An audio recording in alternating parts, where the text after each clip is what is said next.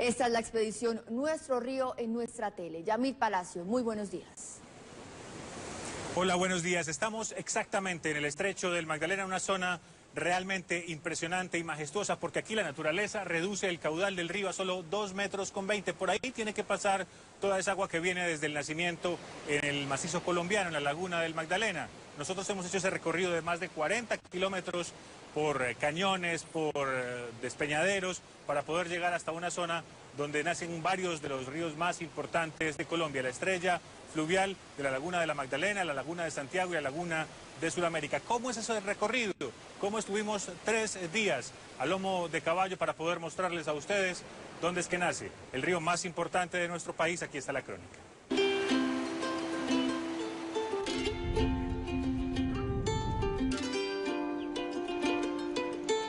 Este caserío, donde el tiempo pasa más lento, en el que hay una sola calle y donde las casas resisten a los años, se llama Puerto Quinchana. Es un centro poblado de San Agustín en el Huila, a más de 10 horas por carretera de Bogotá.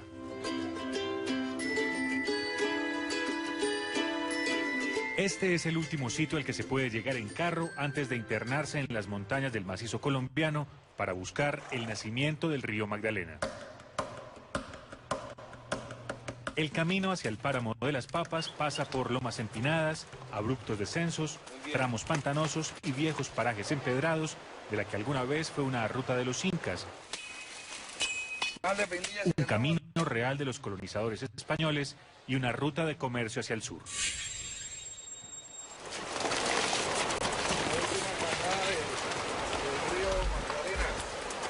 No solo para los turistas, sino para la gente de la región, para la papa.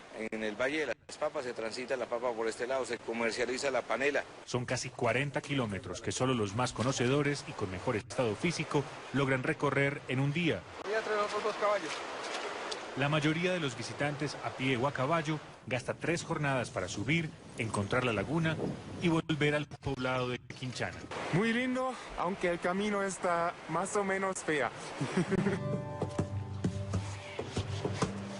A la orilla, unas cuantas humildes casas campesinas han habilitado hospedajes para los expedicionarios.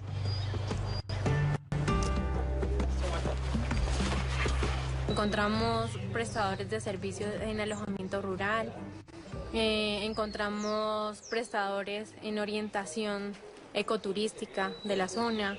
En los alrededores no hay señal de celular. Eso les permitirá ver el árbol sin perderse del bosque, maravillarse con cada amanecer, detallar hasta las gotas de agua, escuchar la naturaleza hasta que llegue el ocaso. Llega mucha gente a visitar la laguna, pero tal vez no hay conciencia de protegerla. Hace 2 décadas la zona vivió la fiebre de la amapola. También sufrió el tránsito de la guerrilla entre las cordilleras, donde las FARC tuvieron presencia histórica. No tenemos presencia subversiva en el camino y eso hace que el turista regrese con confianza. Aunque la guerra ya no se siente por aquí, el Estado tampoco. Al menos eso dicen los locales. Es de tal importancia la estrella fluvial de Colombia, el pulmón del mundo, pero el gobierno no se da cuenta de esto. ¿Sí? Nos tienen muy abandonados. Y para sustentarlo, muestran la trocha que conduce al nacimiento del río y comunica al Huila con el Cauca. Es cada día más intransitable. No piden una autopista de 4ª generación, solo un mantenimiento de vez en cuando. Se necesita trocha, empedrado, desagüe, mejor mantenimiento para que el turismo aprecie mejor. El rumor del río se escucha en casi todo el trayecto. Pero el sonido de las aguas golpeando las piedras se hace más cercano cuando es necesario cruzar el lecho del Magdalena a través de varios puentes destartalados. Está este puente de Barandillas y el de Santa Marta que pasamos está totalmente deteriorado. Esto se le nota la curva donde ya necesita arreglo antes de que pase cualquier calamidad. Ya desde el ascenso hay indicios preocupantes para el ambiente. La frontera agrícola está avanzando a pasos agigantados. unos bosques que los colonizadores han talado para convertirlos en cultivos y pastizales. El principal enemigo de la conservación es la pobreza de los campesinos y los indígenas. Donde hay pobreza, hay destrucción de la naturaleza y de los ecosistemas. Unas casas donde por necesidad siguen usando leña para cocinar. La poca oferta en servicios, por ejemplo, como la energía o agua todo el tiempo. Y un río en el que el agua en los últimos meses es cada vez más poquita. El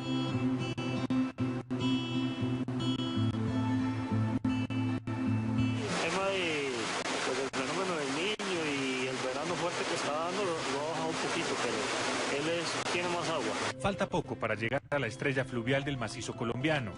El paisaje comienza a cambiar. Hay más viento y más frío.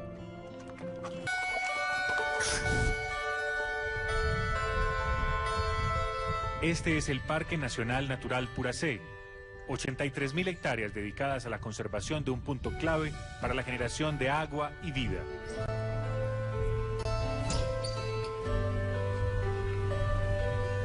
La vegetación ya no es la de los tupidos bosques andinos. Aquí otras plantas son protagonistas. Quiches, bromelias, los frailejones, chilcarrucia, encinillos, manos de oso. Todas ellas tienen una función fundamental. Estos musgos son los reguladores y generadores de agua. Esas aguas que la naturaleza produce y va soltando gota a gota, progresivamente se convierten en hilos de agua que se reúnen en arroyos, que a su vez se fusionan en quebradas para llegar hasta la mágica laguna de la Magdalena.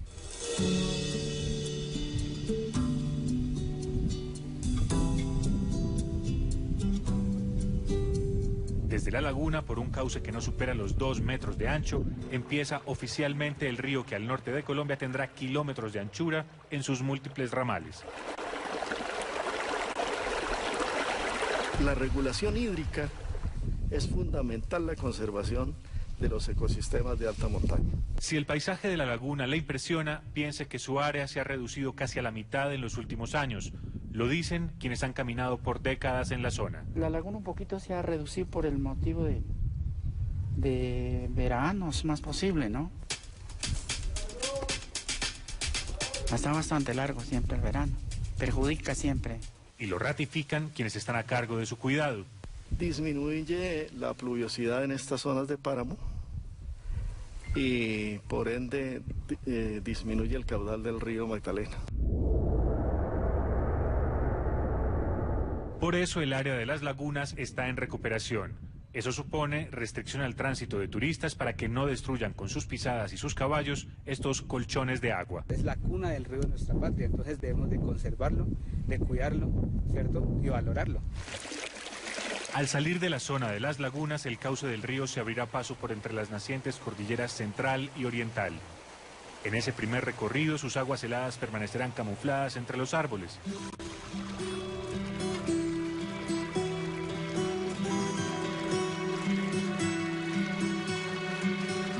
Después de recibir miles de nacimientos y encontrarse con sus primeros afluentes, entre ellos el río Conejeras, el Magdalena se ensanchará cada vez más ruidoso y pedregoso.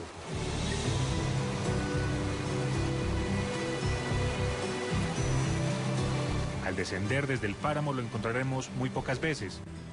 Pasará en medio de bosques donde jaguares, dantas y osos de anteojos intentan sobrevivir a la depredación.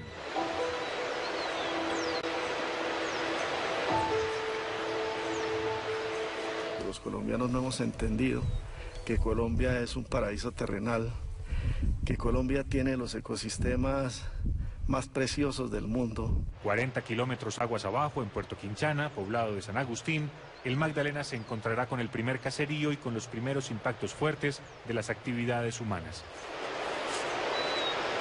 Los bosques que por siglos lo acompañaron hoy están reducidos.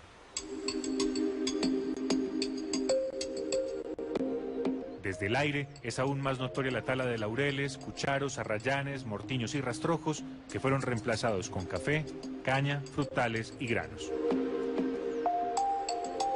El departamento de Huila es un fuerte receptor de población desplazada. Esta población tiende a asentarse en estas áreas y encuentra como principal actividad el hecho de generar talas y comercialización ilegal de maderas. Desde este punto, el Magdalena baña tierras de 23 municipios huilenses. Aquí es donde el río empieza a transformar el paisaje y la vida de los colombianos, aunque ellos pagan mal tantos favores.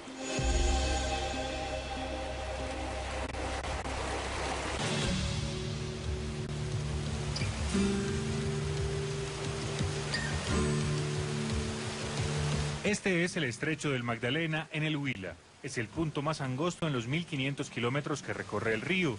Todo el cauce que viene con fuerza de la montaña se reduce aquí a un paso de 2 metros con 20 centímetros.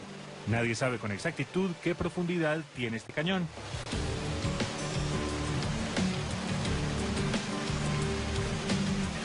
En el estrecho, el caudal ha bajado al menos 1 metro en los últimos meses de sequía. Es un termómetro muy elocuente de lo que pasa en todo el departamento. Tenemos en este momento 11 municipios en condición crítica de abastecimiento, ¿no? Y de ellos en este momento tenemos 5 que ya se encuentran en condición de desabastecimiento con algún nivel de racionamiento. No solo el Magdalena, sino sus quebradas afluentes tienen menos agua. Eso ha ocasionado que en San Agustín, una potencia hídrica, ya sufran de sed. Falta reforestaciones, que le pongan cuidado a eso. Nosotros en San Agustín tenemos, digamos, el acueducto. Tenemos racionamiento. Los lugareños entienden que hay un calentamiento global del planeta y que el fenómeno del Niño redujo las lluvias, pero también están convencidos de que los embalses del centro del Huila han impactado el clima de toda la región. Acá nosotros vivimos en el cielo. Acá tenemos el agua, el sol cuando es necesario. Pero no más represas para acá, para San Agustín. Esa imagen negativa de los embalses está relacionada con los múltiples conflictos que generó en los últimos 8 años la construcción y puesta en marcha de la hidroeléctrica El Quimbo.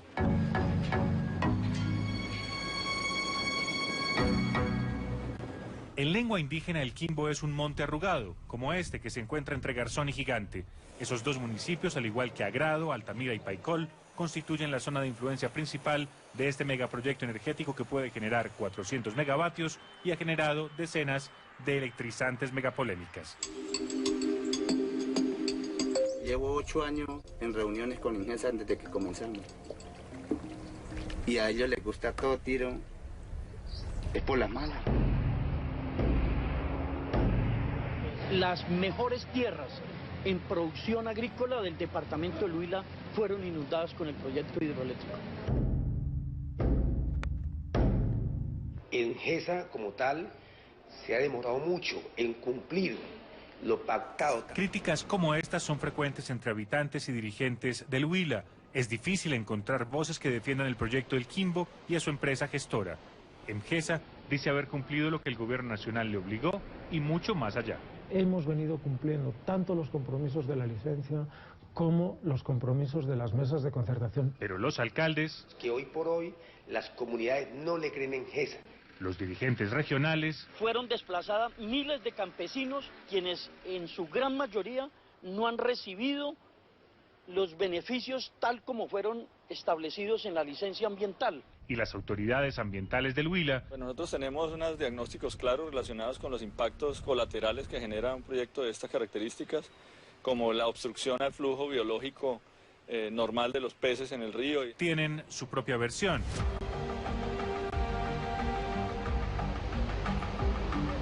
La empresa INGESA dice haber disminuido y compensado los impactos ambientales, sociales y económicos que produjo el embalse. Creo que se han generado y los grupos opositores, a través de distintas acciones jurídicas, están sugiriendo, le están moviendo a la población a ir en contra del proyecto, generando pues esta mala imagen. Cuando funcione a toda máquina, el Quimbo generará el 5% de la electricidad que consume Colombia. Están destinados a darle la confiabilidad energética que Colombia necesita entre los años 2014 y los años 2018. Pero hoy las autoridades nacionales, regionales y locales todavía no se ponen de acuerdo sobre las bondades del proyecto y la mitigación de los problemas. No es tan significativo el efecto de la producción de energía del Quimbo, pero sí fue significativa la afectación. La necesidad de adelantar unas compensaciones adecuadas y de manera oportuna en lo que tiene que ver con los impactos ambientales que generan estos megaproyectos. Mientras muchas autoridades locales cuestionan a INGESA, varias voces del propio gobierno nacional defienden las bondades del proyecto. La no generación en el Quimbo tiene primero unas consecuencias muy graves a nivel energético para el país. Tener el Quimbo cerrado no es bueno para nadie. Las consecuencias catastróficas que tiene prolongar la prohibición a esta empresa para generar energía. En la mitad de esa polémica sigue la empresa responsable del Quimbo, que es mitad extranjera y mitad del distrito de Bogotá. Este tipo de proyectos deberían de tener una visión integral desde el punto de vista de licenciamiento, seguimiento y tratar de que no haya tantas interferencias como autoridades, municipios, porque es muy difícil, si no existe el potencial de que haya muchas trabas. Así de grande y polémica es la primera transformación del río Magdalena. La empresa no quiere añadir más leña al fuego de la controversia. La región quiere ver allí un buen vecino con el que tengan una relación menos cortante. Pues bien, a esta hora los saludamos desde el departamento del Huila, desde el megaproyecto conocido como el embalse, la hidroeléctrica del Quimbo. Y aquí primero les vamos a mostrar a ustedes este cementerio de árboles, que es el más grande del que se tenga registro en toda la historia del departamento. Aquí se trasladaron todos los troncos y la biomasa que se encontraba en el embalse y que provienen de 13 centros de acopio que están alrededor. Aquí a este sector, a ver si las alcanzamos, a ver si allá hay volquetas de hasta 30 metros cúbicos cargadas con madera de toda clase. Uno de los interrogantes que hay es qué hacer con este enorme recurso, cómo aprovecharlo. Pues bien, uno de los planes es entregar una parte de la madera a la comunidad para su aprovechamiento. Por otro lado, se le dará una parte a la empresa especializada para que lo convierta en fertilizante y en biocombustible. Y hay un tercer proyecto muy interesante que es para la generación de energía térmica. Pues bien, para construir este Quimbo fue necesario arrasar una vasta cantidad de terreno vegetal y para compensar este daño, pues Engesa lidera la reforestación de 11.100 hectáreas que se harán en los municipios de El Agrado, Gigante y Paicón. La inversión será de unos 6 millones de dólares. Capitán, ahora sí vámonos a mostrar el agua, que es seguramente lo que la gente quiere ver. Mientras tanto, también le cuento, para la compra de predios aledaños se tienen destinados más de 18 millones de dólares. Henry, ya ven ustedes al fondo esta inmensidad, qué belleza de panorámica la que tenemos en el embalse del Quimbo. Nosotros vamos a seguir patrullando la zona, nos vamos a quedar en el sector y los invitamos a mediodía porque les vamos a mostrar el viaducto más largo de toda Colombia, un viaducto de 1.700 metros que costó 73.000 millones de pesos. Quédense con nosotros a mediodía, porque ahí van a ver el viaducto más largo y más grande de Colombia. Eso será al mediodía. Yo soy Efraín Arce Jr. reportando en vivo y en directo desde el embalse del Quimbo en el departamento del Huila.